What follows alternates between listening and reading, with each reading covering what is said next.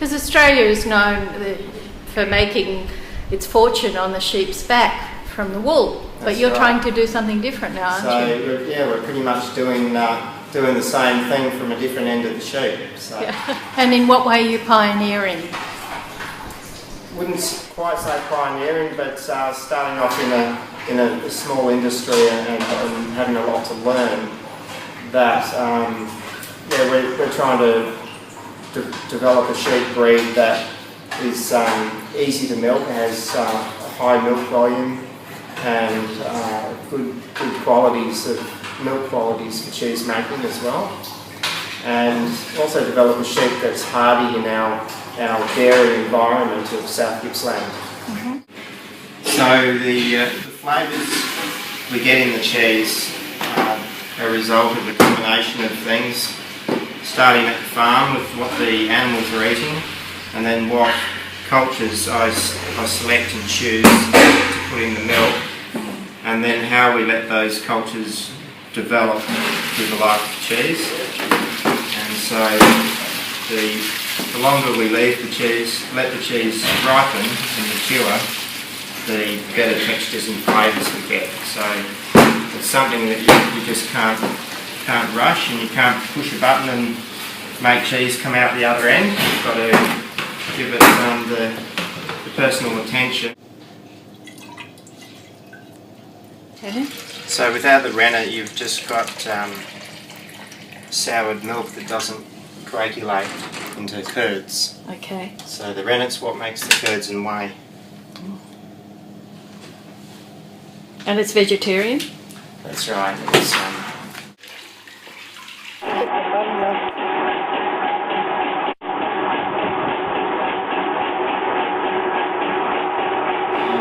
the gut of the animal functions best on pasture, and so the milk is a reflection of the health of the animal. Mm-hmm. And so the healthier the digestion of the animal is, the more vitamins and minerals and nutrients we get in the milk. So in a few moments it'll magically turn from milk into cheese. Yeah.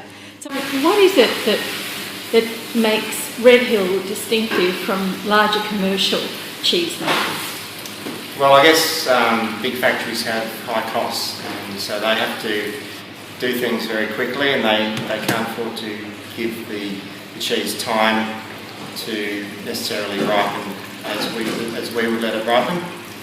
And also they don't have the flexibility that we have when we're making cheese by hand, and you'll see shortly in the next stage how hands-on we are here.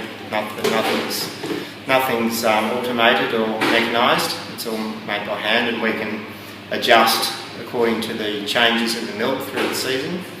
And the milk's always different when it comes in, and I need to be able to change my recipe on the spot to end up hopefully with a consistent product at the end.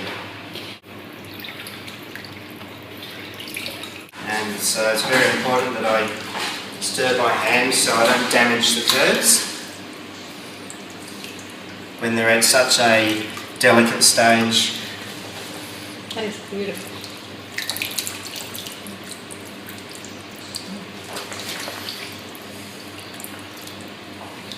This is one of the very few romantic parts of cheese making.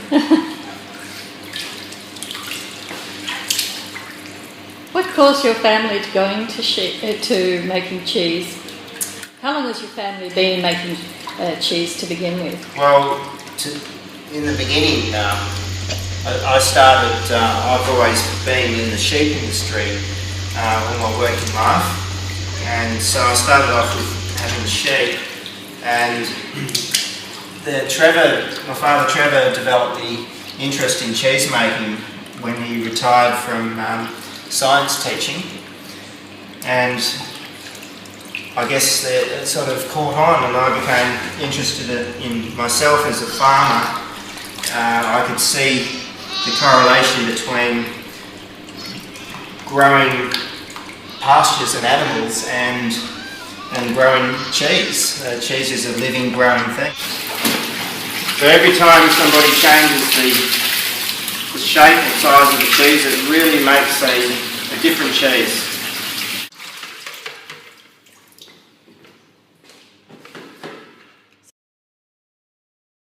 Proximity to the local vineyards has inspired us to make cheeses that complement the local wines as well.